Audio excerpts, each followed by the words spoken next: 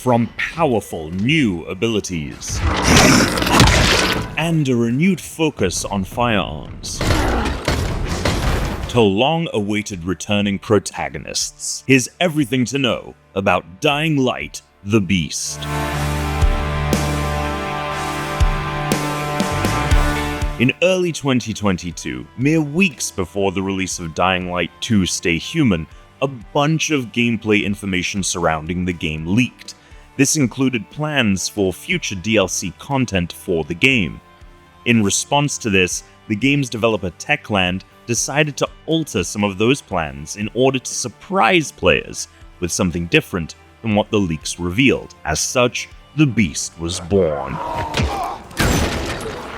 Originally designed to be content attached directly to Dying Light 2, the team remixed some of its ideas, and in turn, the Beast leveled up to a standalone game. It was during this time that the team also decided to make Kyle Crane, protagonist of the first game, the Expandalone's playable character, the original plan featuring the hero of Dying Light 2, Aidan Caldwell, in that role. In addition to bringing Crane back, this version of the Beast featured new characters, expanded quests, and more diverse biomes than originally envisioned. In the original Dying Light, a viral outbreak occurs in the fictional city of Haran, turning its residents into, for all intents and purposes, zombies. The GRE, or Global Relief Effort, sends aid and agents into the area to help the survivors. GRE agent Kyle Crane, however, was there for a different purpose: to find and recover top-secret intel on the virus that could potentially lead to a cure.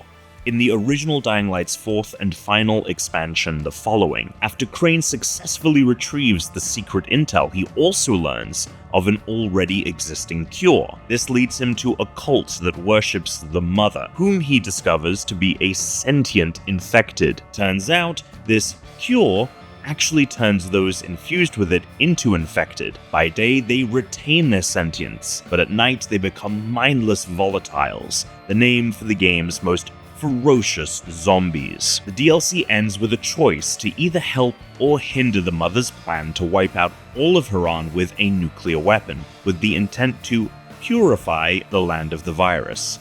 The canon ending is the one where Crane stands against the Mother, and in turn results in him ingesting the cure. This ending sees Crane transform into a volatile in its final moments.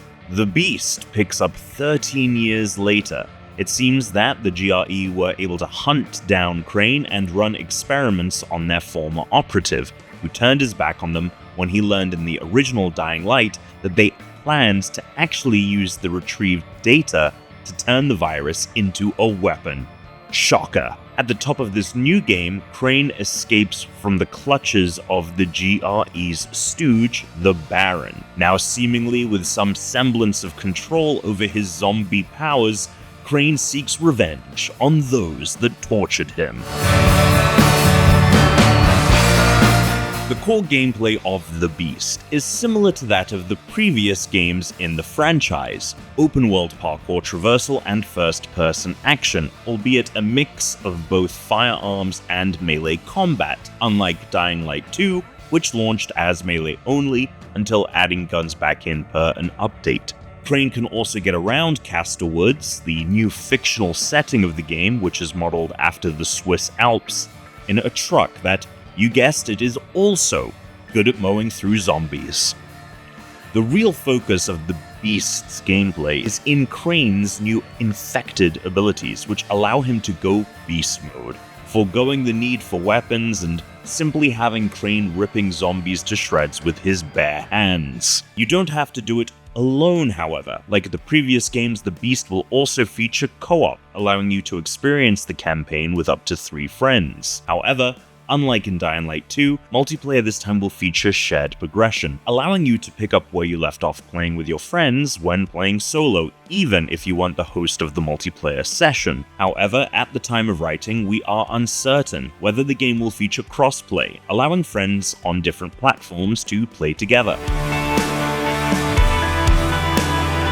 Dying Light the Beast will launch on September 19th, 2025 on PC, PS5, and Xbox Series X and S. The game will also be coming to PS4 and Xbox One platforms, although we do not currently have a release date for those platforms at the moment. The team wanted to launch on older consoles not only to tap into that still large player base, but to offer those that played Dying Light 2 on those consoles the ability to play The Beast, which will be free for those that purchase the Ultimate Edition of that game, as it was originally intended to be DLC. For everyone else, The Beast will cost $60 for the Standard Edition and $70 for the Deluxe. Pre-ordering either version will net the player the Hero of Haran cosmetic pack, while the Deluxe Edition will include some additional in-game items, as well as a digital copy of the game's soundtrack and some high-resolution wallpapers. And that's